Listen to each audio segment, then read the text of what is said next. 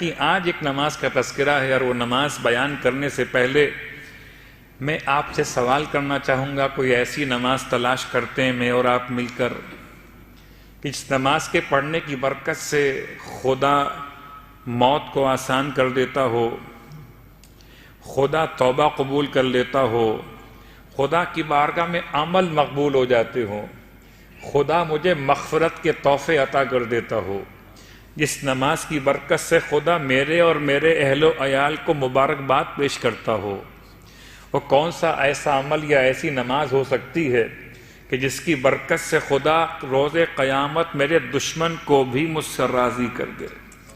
وہ کون سی ایسی نماز اور دعا ممکن ہو سکتی ہے جس کی برکت سے خدا میرے لیے دنیا اور آخرت کی روزی میں کشادگی پیدا کر دنیا اور آخرت کی روزی میں کشادگی پیدا کر دے؟ وہ کون سی نماز یا دعا ہو سکتی ہے جس کی برکت سے خدا میرے والدین کو بھی بخش دے اور ذریت کو بھی بخش دے؟ وہ کون سی ایسی دعا ہو سکتی ہے کہ خدا میرے لیے آسانیاں پیدا کر دے، کوئی مشکل نہ ہو؟ کون سی دعا ہو سکتی ہے جو میری موت کو آسان کر دے، روح نکلے مگر سختی قبض روح نہ ہو، یا سختی حالت نزا نہ ہو؟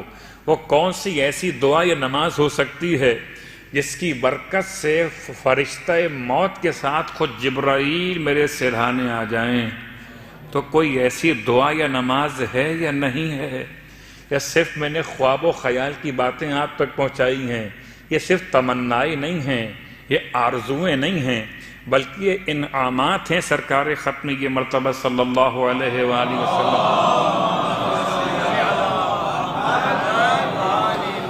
میں نے طریقہ بدل دیا، ثواب پہلے بیان کیا ہے اور نماز کو بعد میں بیان کر رہا ہوں، کہ بڑا فرق پڑ جاتا ہے۔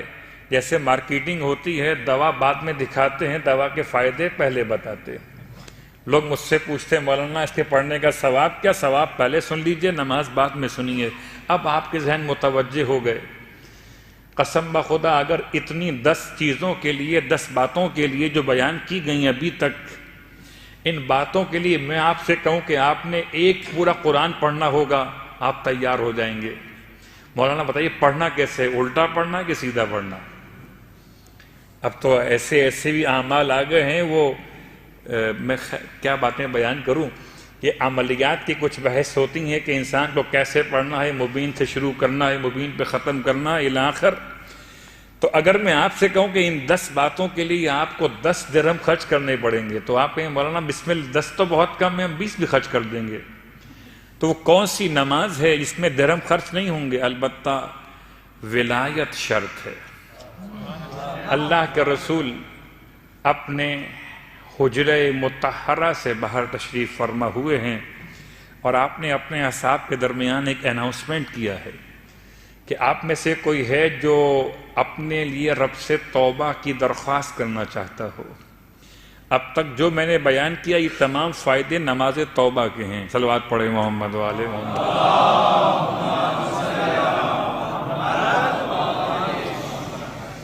بہت ڈیپ میں جانے کے لیے تو پھر الگ الگ بحث کرنی پڑتی ہے۔ نماز تو یہ کیا ہے؟ معافی۔ نماز استغفار الگ نماز ہے، وہ کیا ہے؟ یہ نماز توبہ ہے۔ توبہ اور ہے، استغفار اور ہے، اور ہے۔ البتہ اردو زبان کی کوتاہی الفاظ کا مسئلہ ہے، اس کے دامن میں الفاظ نہیں ہیں، اس لیے اردو زبان میں تینوں کو کہتے ہیں کہ توبہ کی نماز۔ استغفار بھی توبہ، توبہ بھی توبہ، اور بھی توبہ۔ حالانکہ وہ نماز ہے کہ اگر انسان کو عبادت خدا میں ذائقہ کم محسوس ہو، عبادت میں سستی پیدا ہونے لگے، تو اسے وہ نماز پڑھنی چاہیے۔ نماز استغفار وہ نماز ہے جو خدا سے مغفرت طلب کرنے کا پہلا عنوان ہے۔ جب مغفرت طلب کی اور مغفرت آپ کو مل گئی، اب پھر آپ کے لیے توبہ کی منزل ہے۔ پہلے مغفرت ہے اور بعد میں توبہ ہے۔ مغفرت دور سے بھی ہو سکتی ہے، توبہ مگر خدا سے قریب آ کر ہی ملتی ہے۔ اسی لیے آپ ترتیب دیکھتے ہیں، استغفر اللہ ربی من کل ذنب واتوب الیہ۔ اتوب الیہ بعد میں ہے، استغفر اللہ ربی پہلے ہے، استغفار پہلے ہے، توبہ بعد میں ہے۔ استغفار میں ندامت ہے، استغفار میں آئندہ نہ کرنے کا ارادہ ہے، استغفار میں انسان کے لیے جو کر دیا اس پہ شرمندگی، اور پھر استغفار کے بعد پھر وہ توبہ کی کیفیت۔ توبہ کی 3 قسمیں ہیں، ایک توبہ اوپر سے نیچے آتی ہے، ایک توبہ نیچے سے اوپر جاتی ہے، اور ایک توبہ پھر اوپر سے نیچے آتی ہے۔ خدا توفیق توبہ عطا کرتا ہے، یہ پہلا نزول ہے۔ پھر انسان توبہ کرتا ہے، یہ دوسرا صعود ہے۔ پھر خدا توبہ قبول کرتا ہے، یہ پھر تیسرا نزول۔ صلوات پڑھیں محمد علیہ وسلم۔ تو توبہ یک طرفہ مسئلہ نہیں ہے، ہو سکتا ہے استغفار یک طرفہ مسئلہ ہو، استغفر اللہ ربی واتوب الیہ، لیکن یہ غیر معصومین کی بات ہو رہی ہے، معصومین کی بارگاہ مقدس کی بات نہیں ہو رہی۔ معصومین کا استغفار کرنا کس معنی میں وہ الگ موضوع ہے، میں اپنی اور آپ کی بات کر رہا۔ استغفار کے بعد توبہ، نماز توبہ۔ اللہ کے رسول فرماتے ہیں تم میں سے کون ہے جو خدا سے توبہ کرنا چاہتا ہو؟ تو بھلا کون سا ایسا شخص ہے جو کہے گا میں خدا سے توبہ نہیں کرنا چاہتا؟ نماز توبہ اللہ کے رسول نے بیان کی غسل توبہ کے ساتھ، گرچہ الفاظ روایت میں غسل لکھا ہوا ہے لیکن بات سمجھ میں جو قرائن سے آتی ہے توبہ۔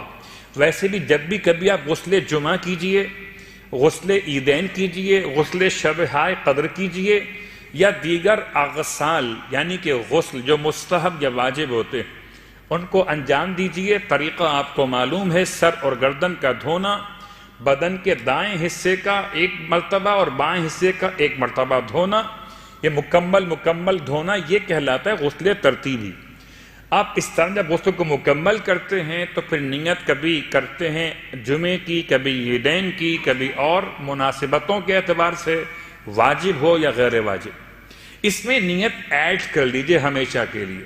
جب بھی کوئی غسل کریں، غسل مستحب ہو یا غسل واجب ہو، اس میں نیت ایڈ کر لیجئے اپنے اس آج کی مجلس کے بعد سے، اگر نہیں کی اب تک، کہ میں غسل توبہ، غسل جمعہ، غسل توبہ، غسل جنابت، غسل توبہ، غسل شب قدر، غسل توبہ، غسل منت و نظر، غسل توبہ، غسل احرام مثلا الاخر قربتاً الی اللہ۔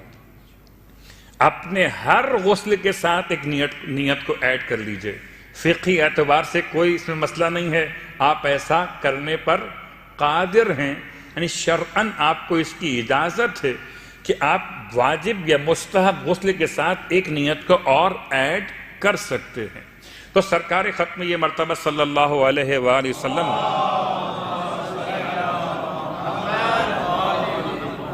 جو نماز بیان فرمائی، نماز توبہ، اس سے پہلے آپ نے غسل بیان کیا، غسل توبہ۔ ویسے بھی انسان کو چاہیے جب توبہ کرنے کے لیے آمادہ ہو جائے تو پہلے اپنے آپ کو پاک اور پاکیزہ کر لے۔ غسل کے بعد آپ فرماتے ہیں وضو بھی کرو۔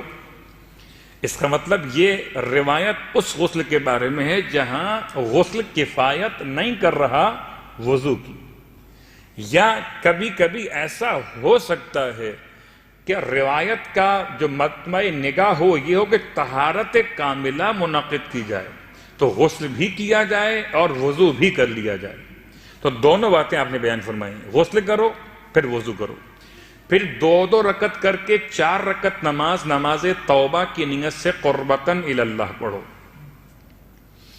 ہو سکتا ہے کہ کوئی یہاں سوال ذہن میں آئے، کیا میں اپنے والدین کی طرف سے پڑھ سکتا ہوں، اپنے بھائی بہن عزیز قریب اہلیہ بچوں کی طرف سے پڑھ سکتا ہوں؟ جواب، توبہ کا مسئلہ ویسے تو اپنا اپنا ہے، میری توبہ آپ کے کام نہیں آئے گی اور آپ کی توبہ میرے کام نہیں آئے گی، اس لیے کہ آپ کے معاملات خدا سے الگ ہیں، میں لفظ گناہ استعمال نہیں کر رہا، میرے معاملات اللہ سے الگ ہیں، لیکن پھر بھی اگر کوئی تمام کی طرف سے پڑھنا چاہے تو شرعاً گنجائش ہے۔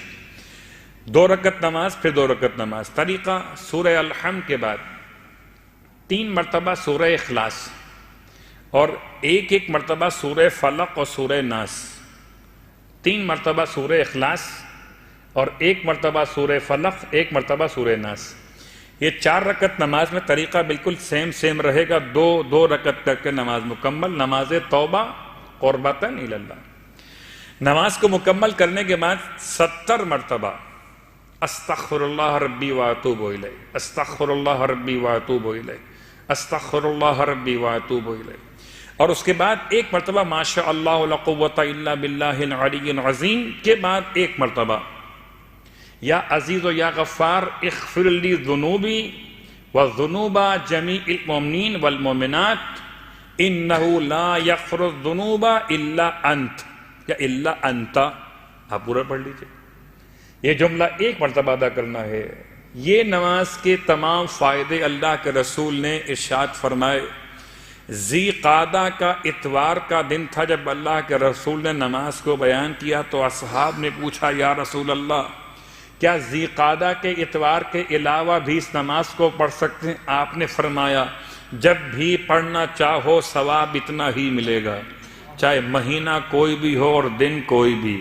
تو شاید پورے سال میں کوئی اور اثر ہوتا ہو مجھ پر اور آپ پر توبہ کے عنوان کا، مگر ماہ رمضان میں تو سچی بات یہ ہے جتنا خدا سے قریب ہوتے ہیں، قریب کیوں ہوتے ہیں کہ دنیا کی لذتوں سے دور ہوتے ہیں اور خدا سے قریب ہوتے ہیں۔